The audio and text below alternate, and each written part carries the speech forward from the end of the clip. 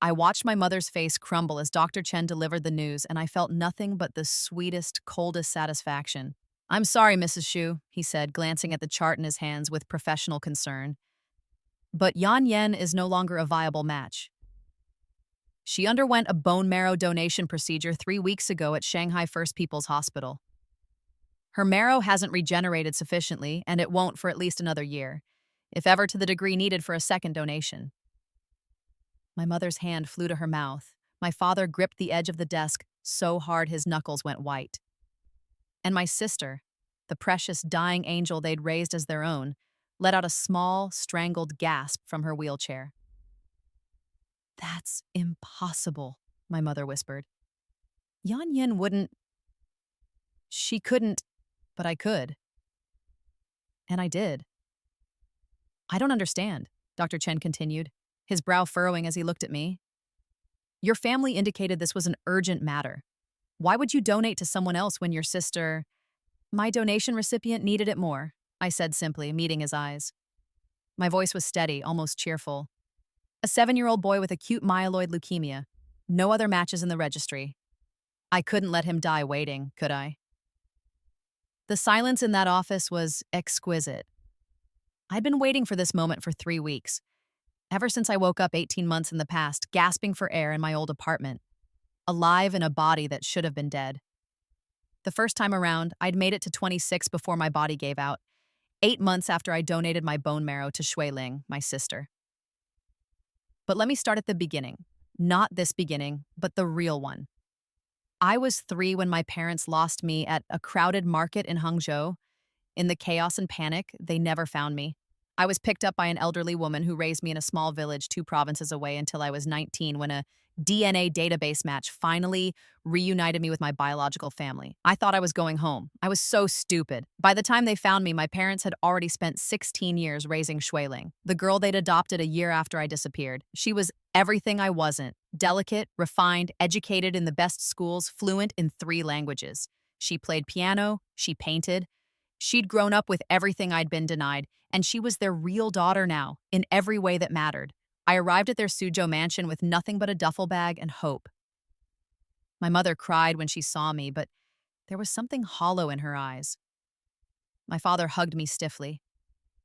Shuiling watched from the staircase with a small, pitying smile. "Welcome home, Jie," she said sweetly. "Elder sister." But I was never really anyone's elder sister. I was the uncomfortable truth they'd rather forget.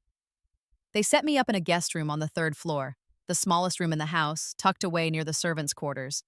Shui Ling's suite took up half the 2nd floor with a walk-in closet larger than my entire room. They enrolled me in a local community college to catch up on my education, while Shui Ling finished her degree at Fudan University. I worked part-time at a convenience store to pay for my own expenses. They paid for Shui Ling's European graduation trip.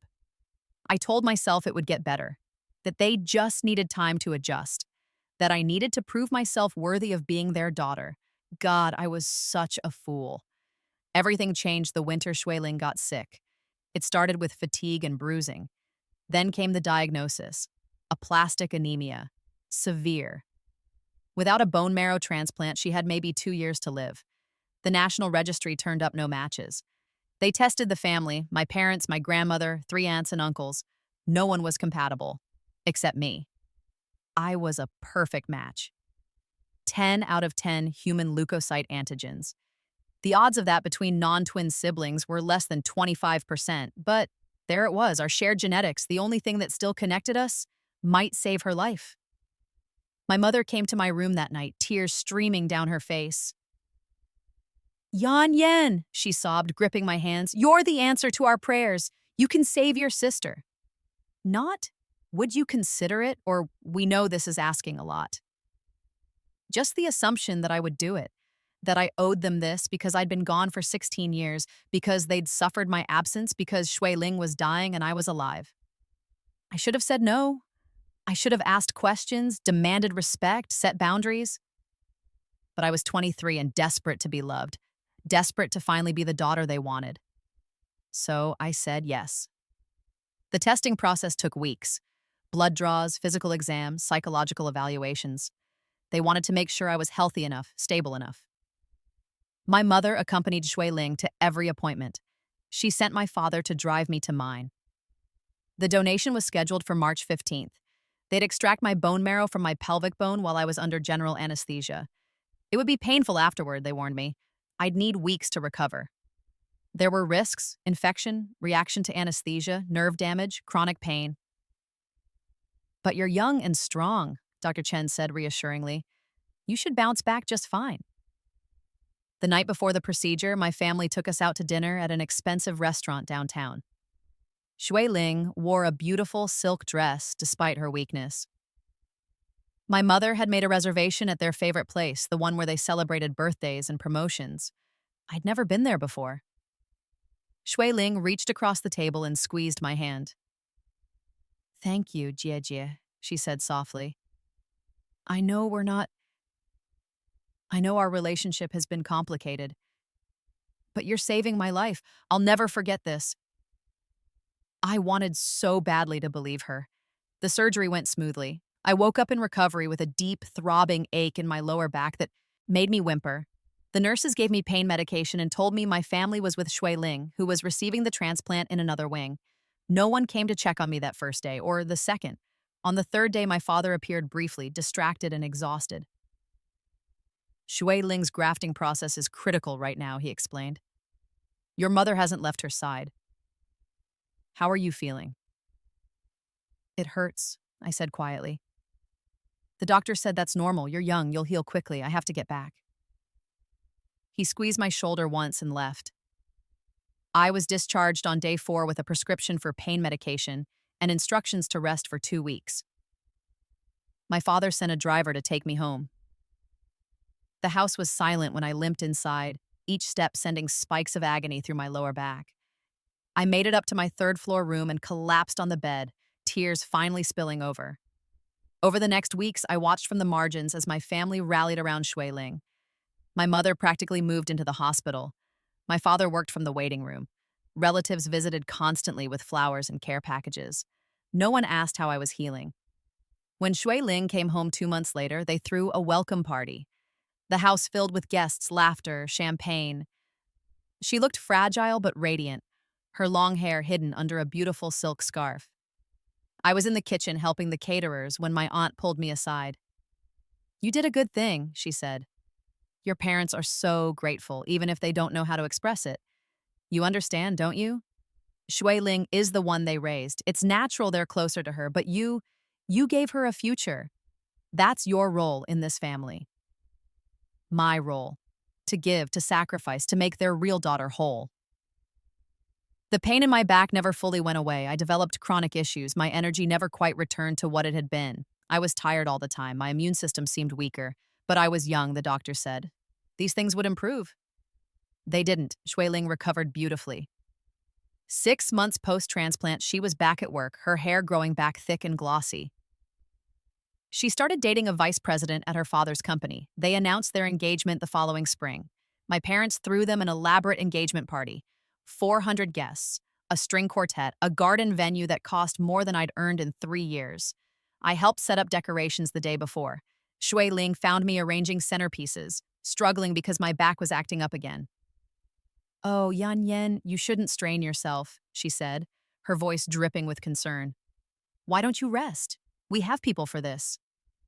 People. Not family. People.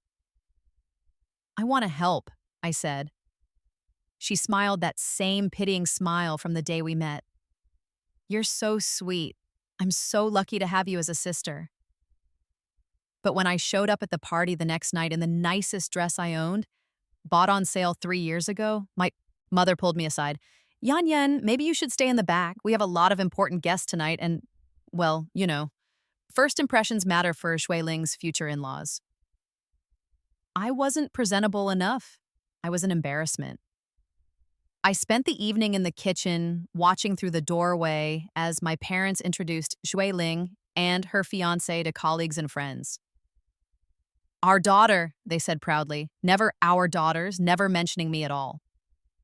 That night, alone in my room, I looked at myself in the mirror. I was 25, chronically exhausted, working 2 jobs to support myself while living in my parents' mansion. I'd given Shui Ling my bone marrow, and they'd given me nothing in return. Not love, not respect, not even acknowledgement. I was invisible. The wedding was scheduled for October. My mother asked me to help with arrangements, addressing invitations, picking up supplies, coordinating with vendors. Grunt work.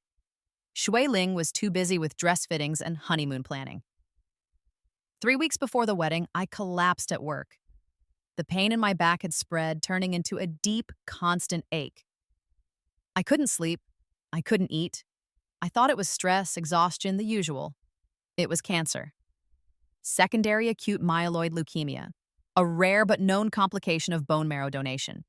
The chemotherapy drugs I'd been briefly exposed to during the pre-donation process, combined with my body's stress response, had triggered malignant changes in my blood cells. The oncologist explained this to me in a quiet office. The survival rate was poor, treatment would be aggressive. I'd need a bone marrow transplant myself eventually if I survived long enough. I called my mother from the hospital. "That's terrible, Yan Yan," she said, her voice tight. "But the wedding is in 3 weeks. Can this wait?" Shuiling's been so stressed with planning. I don't want to worry her. "Mom, I have cancer. I understand, and we'll deal with it. After the wedding. Just try to rest, okay? Don't overdo things. I have to go. The florist is on the other line." She hung up. I sat there in that sterile hospital room, staring at the phone in my hand, and something inside me simply broke. I started chemotherapy 2 weeks before the wedding. I was so sick I couldn't stand. Hair falling out in clumps. Vomiting every few hours. The doctors wanted to admit me, but I had no insurance and my parents hadn't returned my calls. I missed the wedding. No one noticed. My mother called 3 days later, annoyed. "Yan Yan, where were you? People were asking. It looked bad that the bride's sister didn't attend." "I was in the hospital," I whispered, starting chemo. Silence. Then, "Oh, well, we were so caught up with everything. Why didn't you remind us?" Remind them that I was dying. I survived another 8 months. Barely. The cancer was aggressive and my already compromised immune system couldn't handle the treatment. Spent most of that time in a tiny apartment I could barely afford. Too sick to work, living off savings that dwindled to nothing. My parents visited once. My mother looked around the shabby studio with barely concealed distaste. "You should have said you were struggling," she chided. "We would have helped." But they didn't. They left after 20 minutes. Shui Ling never visited at all. Too busy with her new marriage, her new life built on the foundation of my marrow. I died on a Tuesday in November, alone in that apartment. The landlord found me 3 days later when I didn't answer the door. I was 26 years old. My last thought, as my vision faded and my lungs struggled for air, was that I'd wasted my life trying to earn love from people who would never give it. Then I woke up. I was in my old apartment, the one I'd lived in before the donation. Sunlight streamed through the window. My phone showed September 3rd, 18 months before I died. I sat up, gasping, hands flying to my lower back. No pain. I ran to the mirror. My reflection showed a healthy, full-haired 25-year-old. No gauntness, no sickness. It took me 3 days to accept that this was real. I'd been given a second chance, and I was going to use it. The first thing I did was research. In my first life, I'd been ignorant about donations, about medical procedures, about my rights. This time, I educated myself. I learned about bone marrow registries, about donation protocols, about what could go wrong. I learned that you could only safely donate bone marrow once, maybe twice in a lifetime if your body recovered well. I learned about the risks, the complications, the ways it could permanently damage you. I learned that I didn't owe anyone my body. The second thing I did was prepare. I knew Zhui Ling would be diagnosed in early November. I knew my family would start testing in December. I knew I had maybe 3 months before they'd come asking. So I joined the National Bone Marrow Registry under my full name and let them know I was available for donation. And I waited. The call came in late September, just a week after I'd registered. A 7-year-old boy in Shanghai. Acute myeloid leukemia. No familial matches. I was one of only 3 potential matches in the entire national database. His name was Chen Wei. His parents sent me a letter through the registry coordinators. They wrote about their bright, funny son who loved dinosaurs and wanted to be a paleontologist. They wrote about their desperation, their hope, their gratitude that someone like me existed. I met with them once before the donation. They were humble people, a teacher and a factory worker. They held my hands and cried, thanking me over and over. "We can never repay you," Chen Wei's mother sobbed. "You don't have to," I said, and I meant it. Because here's what I realized in my second life. I wanted to donate. I wanted to save a life. I'd never regretted the act itself, only that I'd given it to people who saw it as my obligation rather than my gift. Chen Wei deserved my marrow. He deserved a future. And his parents would cherish what I gave them, would remember me with genuine gratitude, not entitlement. The donation was scheduled for October 20th. My family called on October 5th. I was at work when my mother's name flashed on my phone. I stepped outside to take the call. "Yan Yan," she said, her voice strained. "We need you to come home this weekend. It's important. Family meeting." "What's this about?"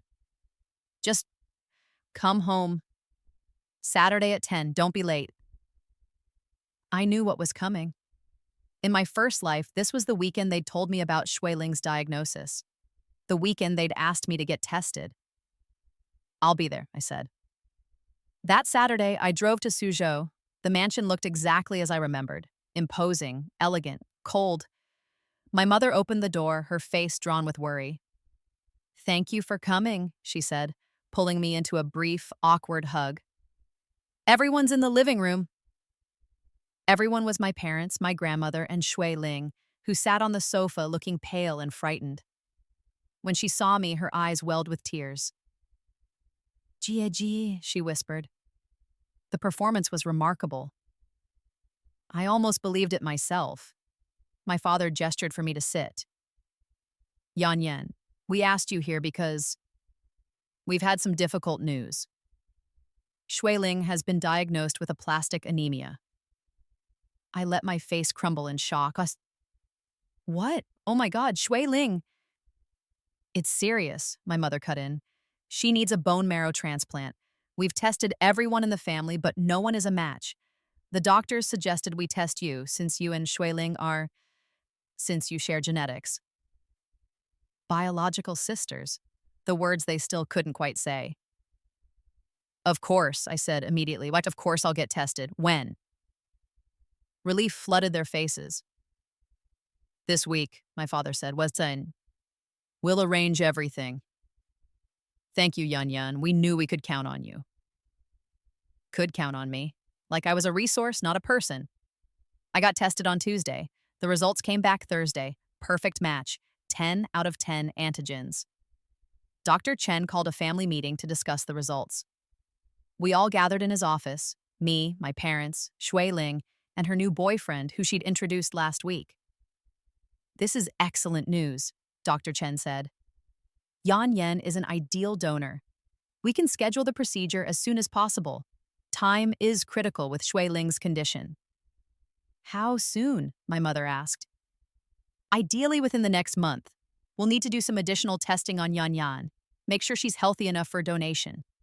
But assuming everything checks out, we could schedule for mid-November." I took a deep breath. I can't do mid-November. Everyone turned to stare at me. "What?" my mother said. "I said I can't do mid-November. I have a conflict." My father's face darkened. "Yan Yan, your sister is dying. What conflict could possibly "I'm donating bone marrow to someone else," I said calmly. "On October 20th. I've already been through all the testing. The procedure is scheduled." The silence was absolute. Shui Ling's boyfriend broke it first. "What do you mean, someone else?" "A 7-year-old boy in Shanghai. He has acute myeloid leukemia. I'm his best match in the national registry."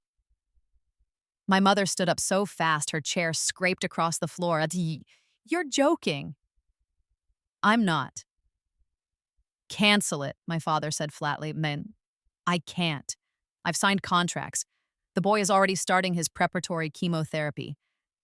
If I back out now, he'll die." "And if you go through with it, Shui Ling might die," my mother shrieked.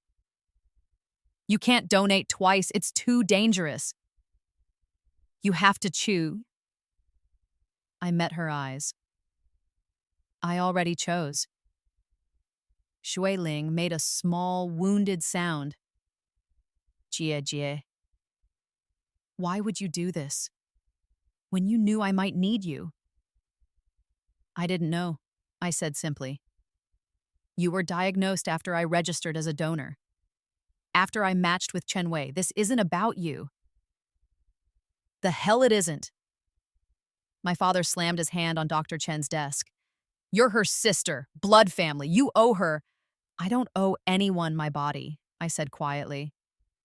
Not even family. My mother was crying now, mascara streaming down her face.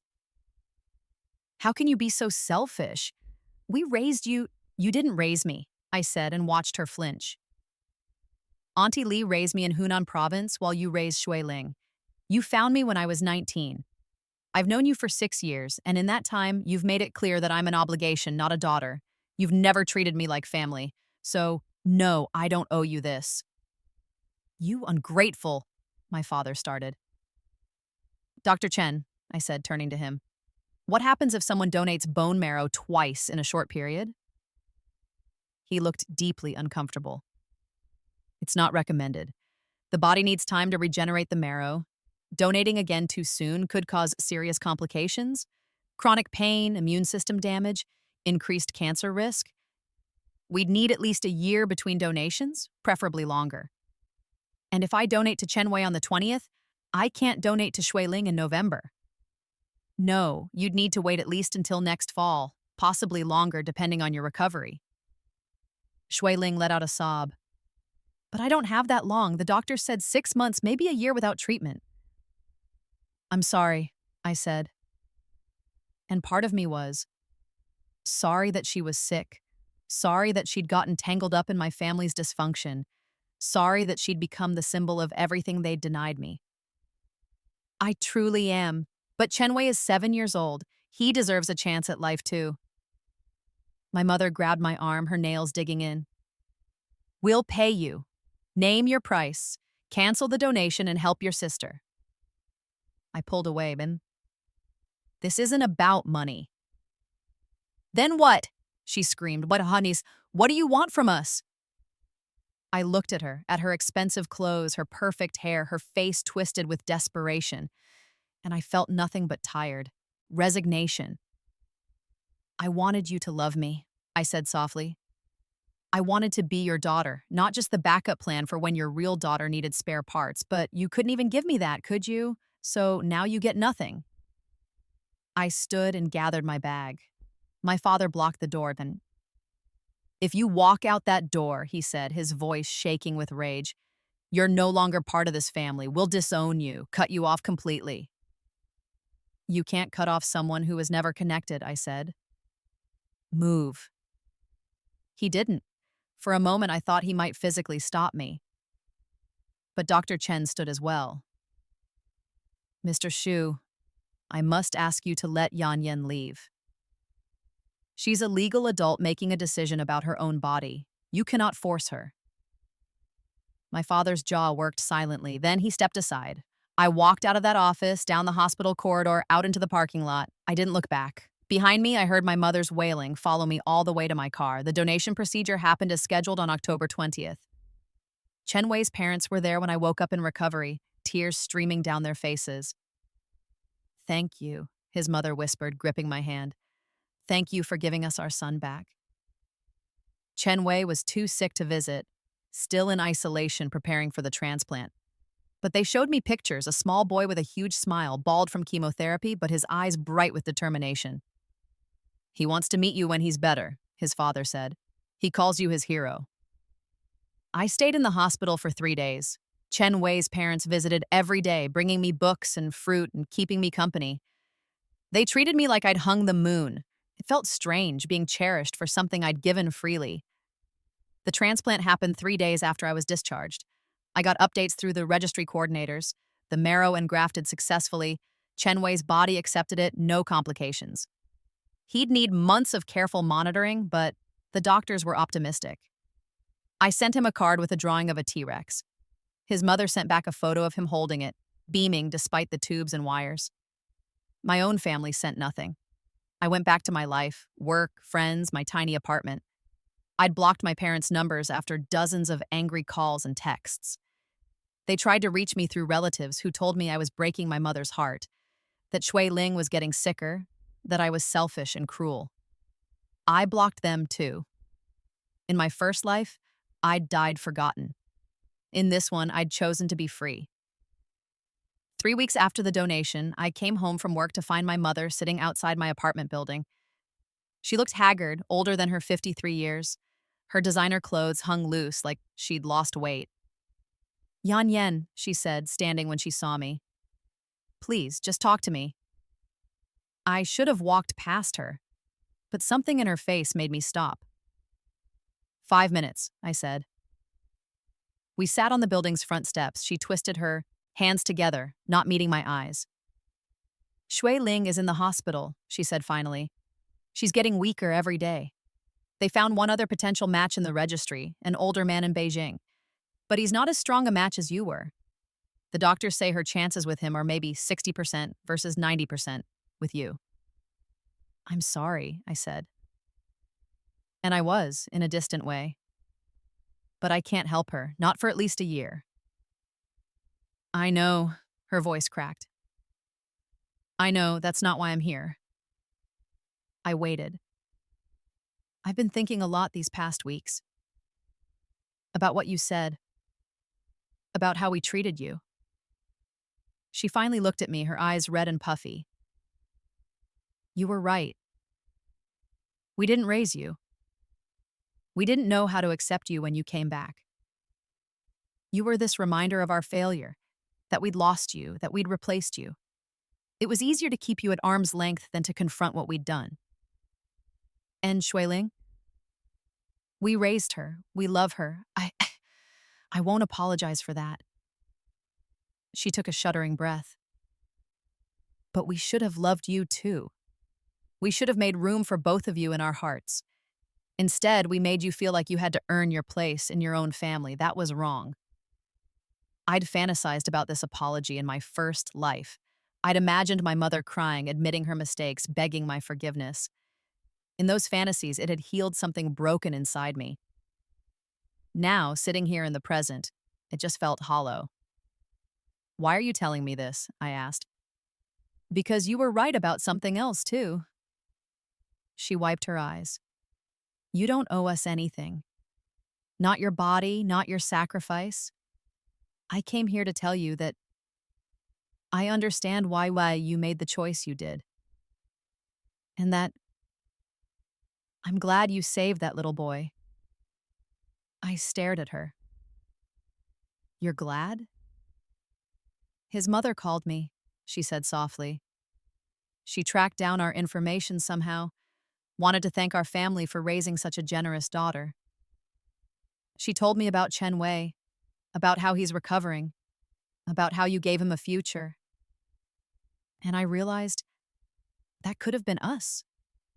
If we'd lost Shui Ling as a child, if she'd needed a stranger's kindness to survive, someone like you would have been our miracle." Her voice broke completely. "I can't ask you to forgive me. I can't ask you to save Shui Ling. I needed you to know that I see you now. I see what we did, and I'm sorry." We sat in silence for a long moment. "What will you do?" I asked finally. "If the Beijing match doesn't work?" "Keep trying, search for other options. Pray." She stood slowly, like her joints hurt. "Shui Ling asked me to tell you something. She said she understands. That she's sorry too. That you were never just a donor to her. She just didn't know how to be a sister when she'd never really had one." I nodded, not trusting my voice. My mother reached into her purse and pulled out an envelope. "This is yours, your portion of your grandmother's inheritance. She passed away 6 years ago, but we never told you. We used your share for Shui Ling's college. I've added interest. It's not enough to make up for what we took from you, but..." She set it on the step beside me and walked away. I sat there for a long time after she left, holding the envelope.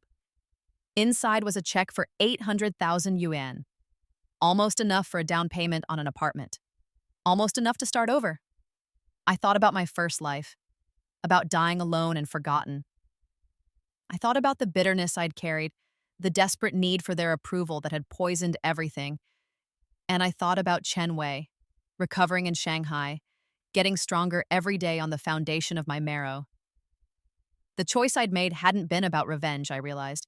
It had been about autonomy, about deciding that my body, my sacrifice, my gift would go to someone who truly needed it, not someone who felt entitled to it.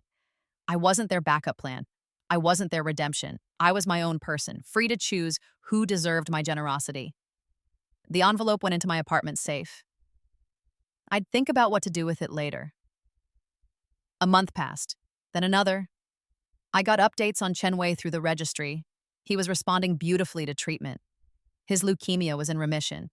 He'd be able to go home soon to start living a normal childhood again. His parents sent me a video message. Chen Wei appeared on screen, still thin and pale but smiling huge. "Thank you, Jie," he said in a small, bright voice. "The doctors say I'm going to be okay. When I'm bigger, I'm going to become a doctor too, so I can help other kids like you helped me." I watched that video 10 times, crying through all of them. This was what my sacrifice was meant for. In December, I got a call from an unknown number. I almost didn't answer. "Wei? Is this Xu Yan Yan?" A male voice, unfamiliar. "Who is this?" "My name is Lin Han.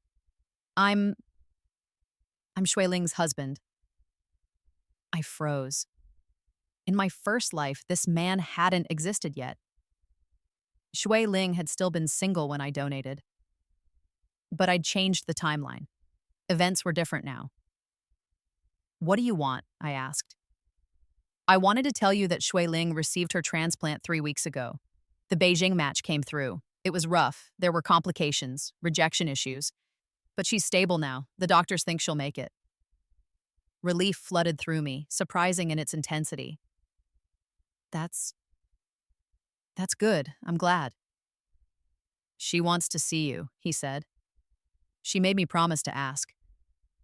She understands if you say no, but—" "I'll think about it," I said, and hung up.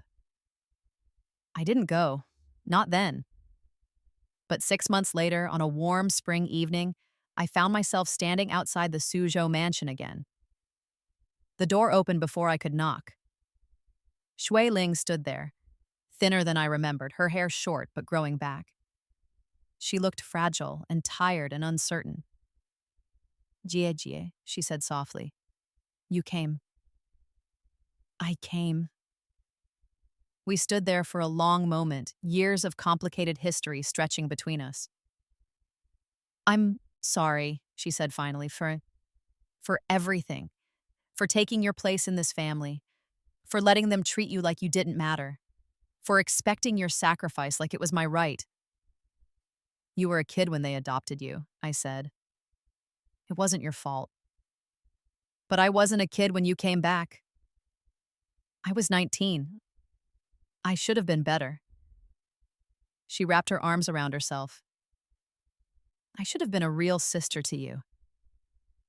I thought about my first life, about the bitterness I'd carried to my grave, about the cycle of resentment and obligation that had poisoned us both.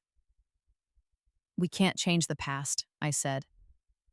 "Either of us, but maybe we can do better going forward." Her eyes filled with tears. "I'd like that." I didn't move back into the mansion. I didn't reconcile with my parents, not really. The wound they'd carved was too deep for casual healing.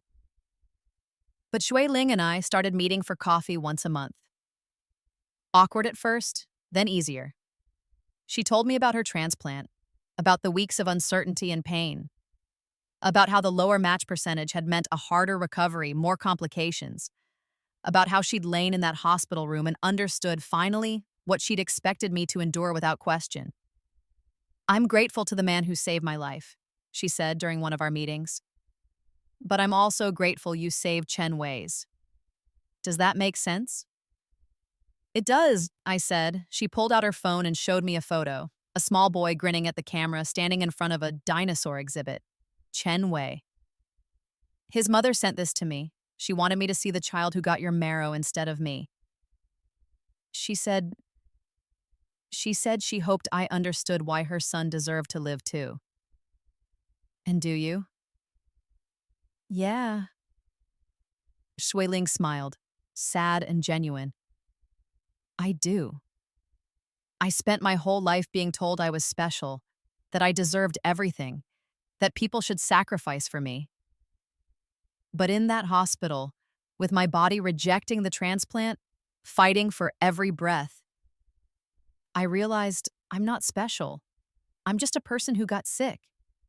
And you were just a person who chose to save someone else. Not because you owed them, but because you wanted to. She reached across the table and took my hand. I think that makes your choice more meaningful, not less. You gave Chen Wei a gift. If you'd given it to me out of obligation, it would have been a burden for both of us. I squeezed her hand back.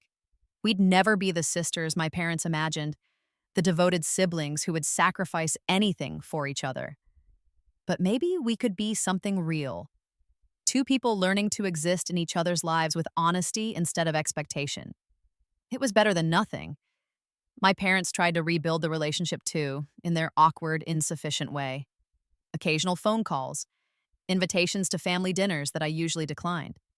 They offered to pay for things, grad school, a new apartment, a car, and seemed confused when I refused. We're trying to make it up to you, my father said, frustrated. You can't buy back the years you didn't see me, I said. The money doesn't fix what was broken. Then what do you want from us? Nothing, I said honestly. I don't want anything from you anymore. That's the whole point. I'd learned the hardest lesson. You can't make people love you, and you can't base your worth on their approval. I'd spent my first life chasing their validation and died empty-handed. In this life, I chose differently. I chose to save a child who would grow up grateful, not entitled. I chose to keep my body my own, my choice my own. I chose freedom over family because the family I'd been born into had never really felt like home. The final piece of closure came a year after Chen Wei's transplant. His parents invited me to Shanghai for his 8th birthday party. I almost said no. I'd never been good with kids, and the idea of being thanked again made me uncomfortable. But something made me say yes. The party was in a small apartment, cramped but warm. Decorations covered every surface, dinosaurs everywhere, just like his parents had said. A dozen kids ran around shrieking with joy, and in the center of it all was Chen Wei. He was bigger now, healthier. His hair had grown back thick and dark. His cheeks were round with the slight chubbiness of childhood. When he saw me, his whole face lit up. Jie, Jie! He ran over and wrapped his arms around my waist. You came! Mama said you might be too busy, but you came! I hugged him back, this small boy who was alive because of me. Happy birthday, Wei Wei. I'm 8 now, and look, he pulled up his sleeve to show me a small Band-Aid on his arm. I had my blood test yesterday. The doctors say everything is perfect. Your marrow is making me strong. That's wonderful. He grabbed my hand and dragged me over to meet his friends. Everyone, this is Jie Jie Yan Yan. She's the one who saved me. She's a hero. The other kids stared at me with wide eyes, impressed and curious. I felt my face heat with embarrassment. I'm not a hero, I mumbled. She gave me her bone marrow, Chen Wei announced proudly. The doctors took it from her bones and put it in my bones, and now I'm all better. When I grow up, I'm going to be a doctor and save people just like her. His mother appeared beside us, smiling. He talks about you constantly. You're his role model. I didn't know what to say to that. The party continued around us. Cake, presents, games. I watched Chen Wei laugh and play, completely normal, completely healthy. A child who would grow up, go to school, fall in love, have a career, a whole lifetime of possibilities because I'd chosen him. Before I left, his father pulled me aside. We heard about your sister, he said quietly, about the choice you made. We wanted you to know. We understand the weight of what you gave up for Wei Wei, and we don't take it lightly. It wasn't about giving something up, I said. It was about making a choice. Your son needed me, so I chose him. It was that simple. It wasn't simple at all, his mother said, joining us. You chose a stranger's child over your own family. Most people couldn't do that. My family expected my body like they were entitled to it, I said. You asked for it like the gift it was. That made all the difference. We stood together, watching Chen Wei open presents, surrounded by love and laughter and life. Thank you, his mother whispered one more time, for giving us our son. Thank you, I replied, for reminding me that sacrifice means nothing if it's not freely given. I drove back to my apartment that night feeling lighter than I had in 2 lifetimes. The ghosts of my first life, the resentment, the bitterness, the desperate need for validation had finally been laid to rest. I'd been reborn with knowledge of how the story would end. I'd used that knowledge not for revenge, but for redemption. Not to punish my family, but to free myself. In my first life, I'd given everything and received nothing. In this life, I'd given freely and gained everything that mattered. I was 27 years old, I had a modest apartment, a decent job, a healing relationship with Shui Ling, and a small boy in Shanghai who thought I was a hero. I had my body, my choices, my autonomy. I had my life back. And somewhere in Shanghai, Chen Wei was sleeping peacefully, alive and healthy, filled with my marrow and his own beautiful future.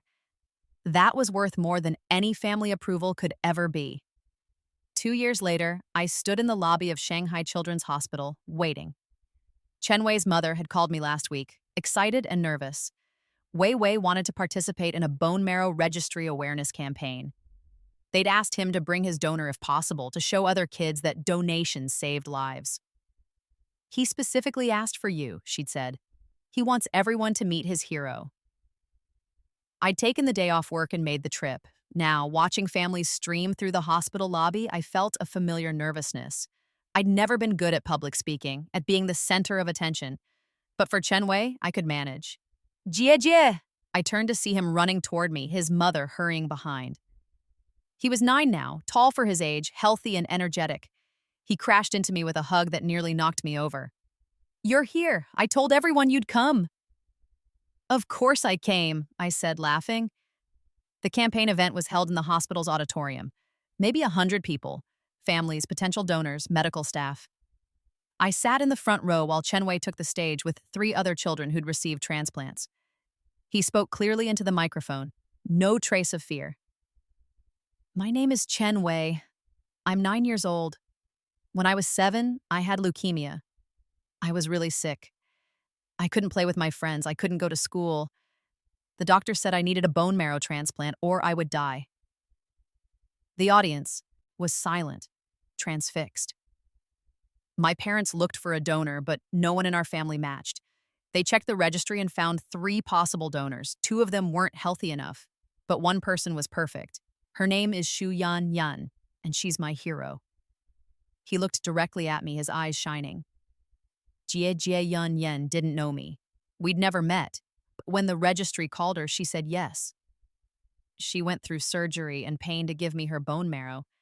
And because of her, I'm alive. I can go to school. I can play soccer. I can have a future. I felt tears prickling at my eyes. Some people think bone marrow donation is scary, Chen Wei continued. But Jieji says it's just a choice. You choose to help someone who needs it. You choose to give someone a chance at life. She chose me, and now I get to be here. That's why I want everyone to join the registry. Because somewhere out there, there's another kid like me who needs a hero. The audience erupted in applause. Chen Wei's mother was crying. His father had his arm around her, both of them beaming with pride.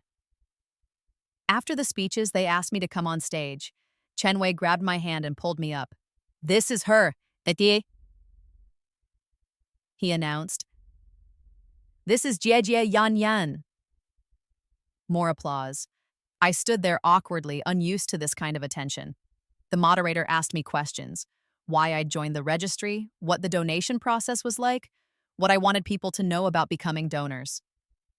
I want people to understand that donation is a choice, I said carefully. It's not an obligation.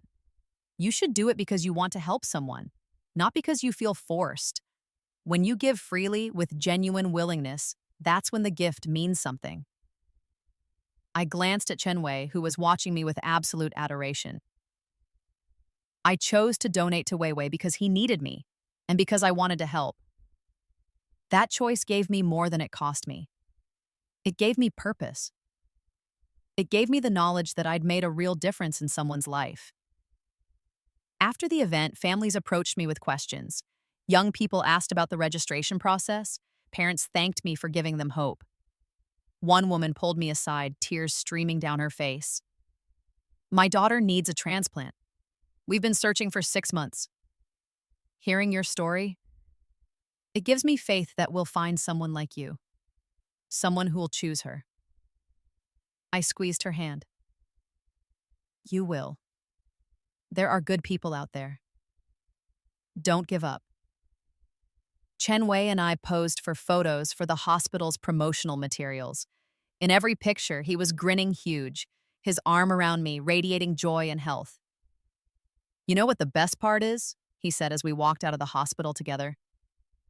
I have your bone marrow, so part of you is always with me. The doctors say my blood type even changed to match yours. We're connected forever, Jie. Forever connected. Not through obligation or family expectation, but through choice, through genuine love and gratitude. That evening, Chen Wei's family took me to dinner at a hot pot restaurant. Wei Wei sat beside me, chattering about school, his friends, his dreams of medical school. I already told my teachers I'm going to be a transplant surgeon, he said seriously, so I can save kids like Jieji saved me. That's a wonderful goal, I said. Mama says I have to study really hard.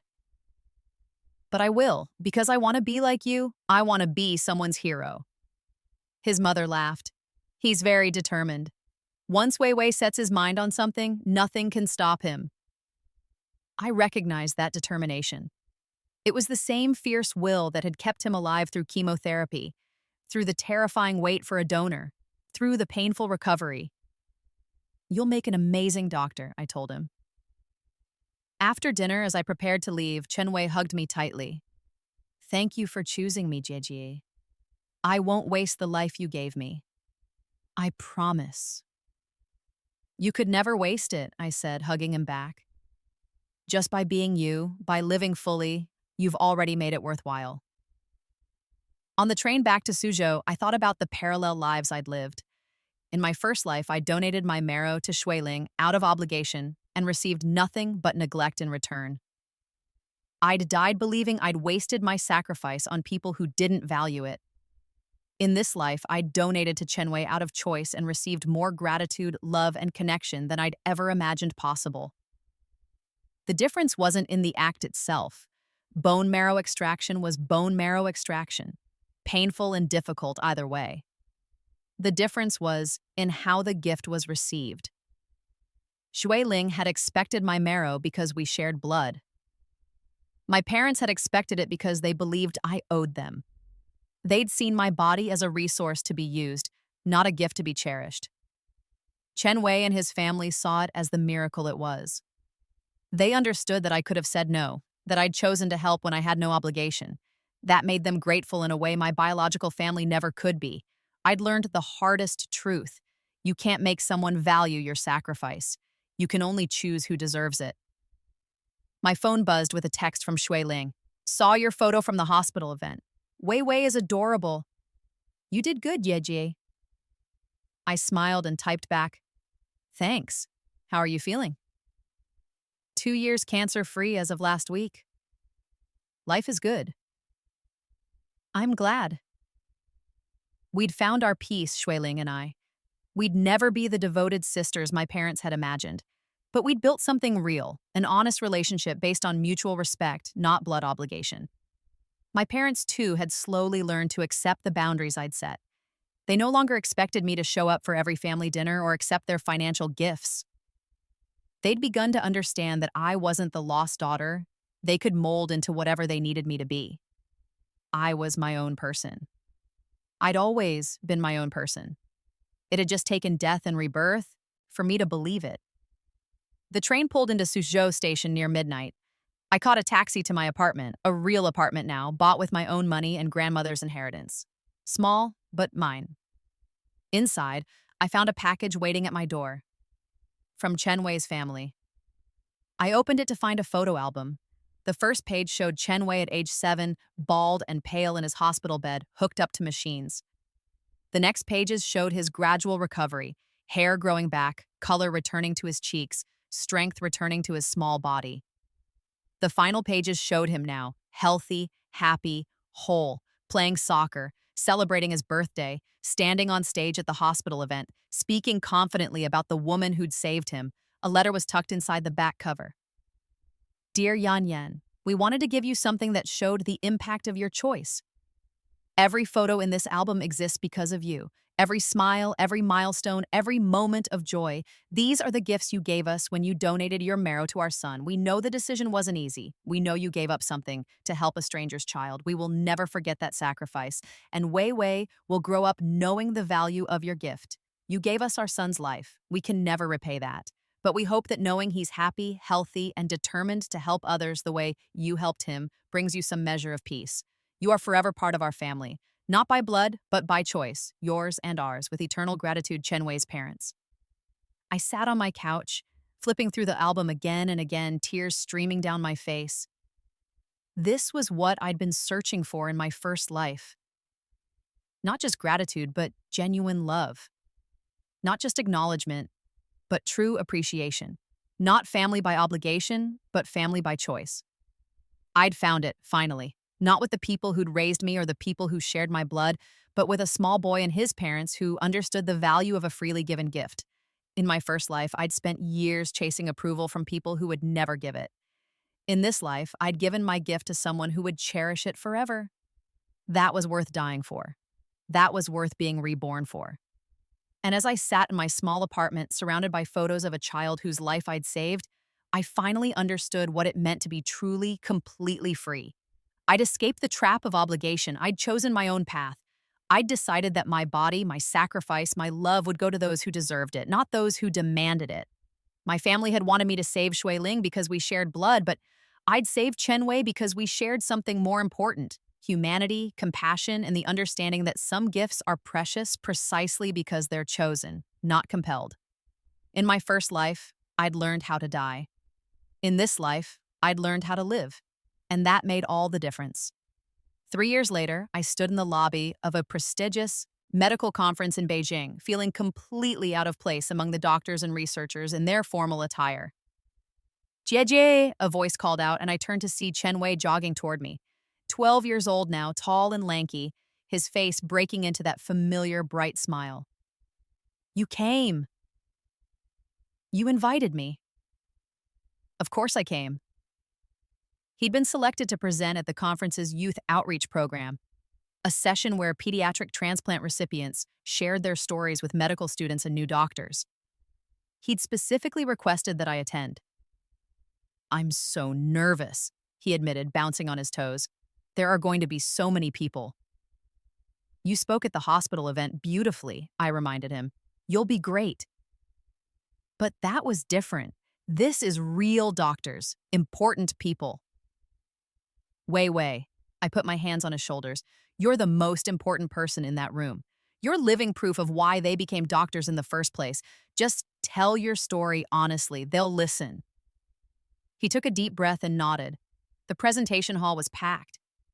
Chen Wei took the stage along with 4 other transplant recipients: a teenage girl who'd received a kidney, a young man with a liver transplant, a middle-aged woman with a heart transplant, and a little girl with a bone marrow transplant similar to Wei Wei's.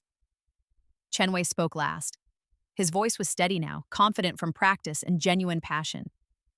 I'm Chen Wei. I'm 12 years old. 5 years ago, I was dying of acute myeloid leukemia. Today, I'm healthy and cancer-free, and I want to be a transplant surgeon when I grow up. He talked about his diagnosis, his treatment, the terror of waiting for a match. Then he talked about me. My donor, Xu Yan Yan, made a choice that changed my life. She didn't know me. We weren't family. But when the registry called, she said yes.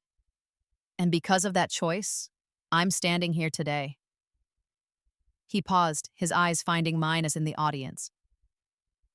Jie Yan taught me something important. The best gifts are the ones given freely.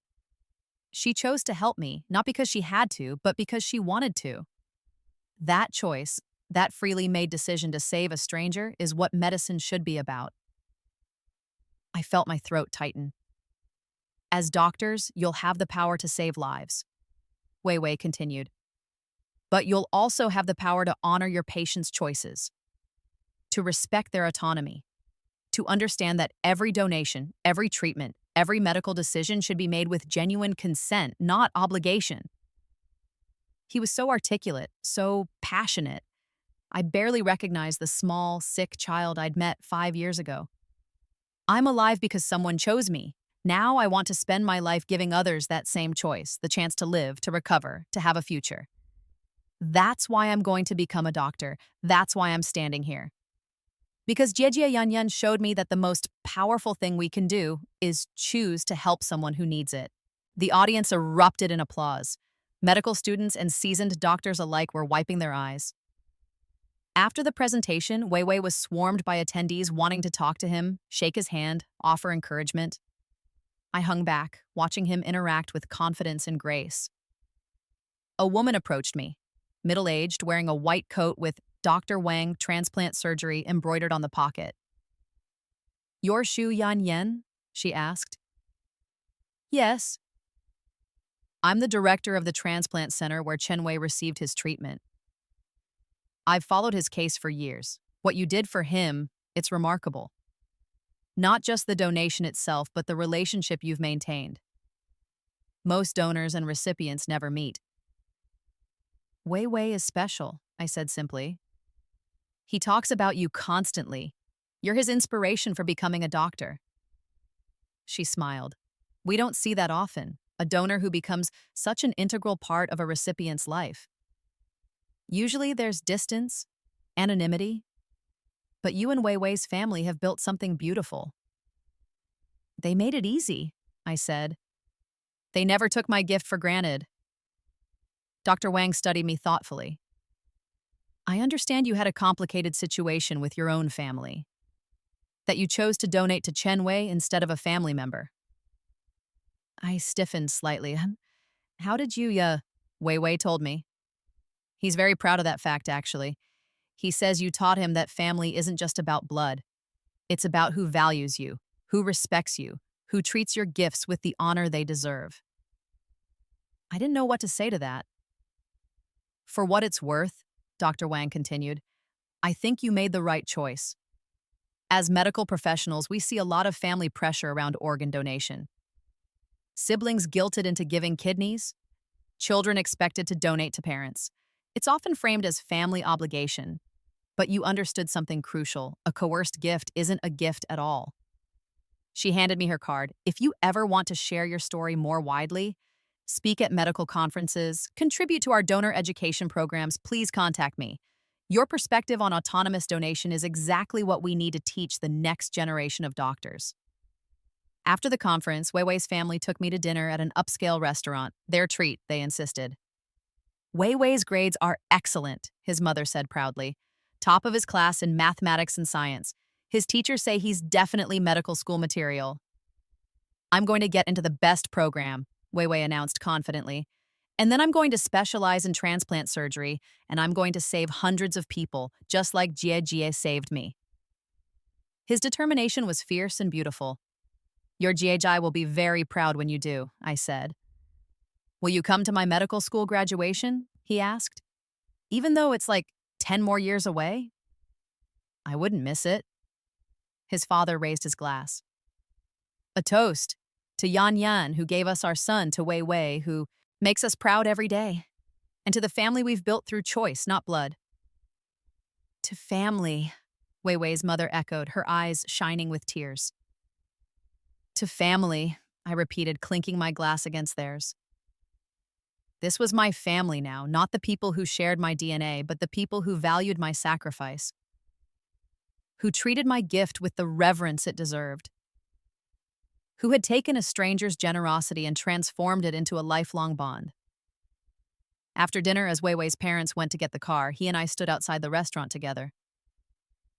Jie, he said quietly. Can I ask you something? Of course.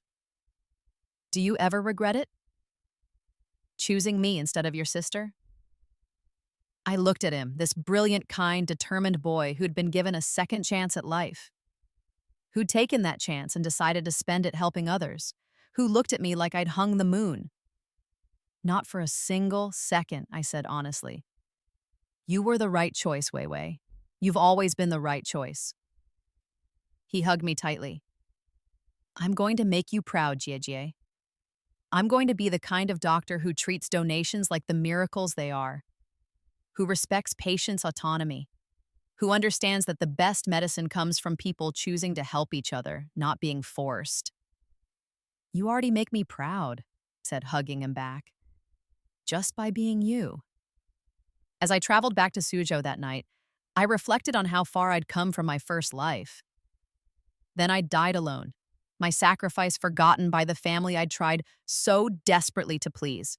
I'd given everything and received nothing.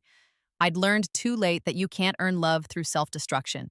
Now, I was alive and thriving. I had a career I enjoyed, an apartment I owned, friends who valued me. I had Shui Ling, with whom I'd built an honest relationship based on mutual respect. I had my parents who'd learned to accept my boundaries even if they didn't fully understand them. And I had Chen Wei, bright, determined, beautiful Chen Wei, who carried my marrow in his bones and my lessons in his heart. In my first life, I'd measured my worth by my family's approval and found myself worthless. In this life, I'd measured my worth by my own choices and found myself invaluable. The difference was everything. My phone buzzed with a text from Weiwei. Thank you for coming today, Jie. You're my hero, always. I smiled and typed back, You're going to be someone's hero someday, Weiwei. I can't wait to see it. Because that was the truth. He would become a doctor. He would save lives. He would carry forward the lesson I'd taught him, that the most powerful medicine isn't found in pills or scalpels, but in the freely given choice to help another human being. I'd been reborn with the knowledge of my first life's ending. I'd used that knowledge not to seek revenge, but to rewrite my story. In the original timeline, I died at 26, broken and forgotten. In this timeline, I was 29 and thriving, free, whole, surrounded by genuine love. And somewhere in Beijing, a 12-year-old boy was dreaming of becoming a doctor, inspired by the woman who'd taught him that the greatest gift is one given by choice. That was my legacy. Not the bone marrow itself, but the lesson that came with it. I'd learned it too late in my first life. But in this life, I'd learned it just in time. And I'd passed it on to someone who would carry it forward, who would teach it to others, who would build a career on the foundation of that single truth. Your body is yours. Your choices are yours. Your love, your sacrifice, your gift. They should go to those who value them, not those who demand them.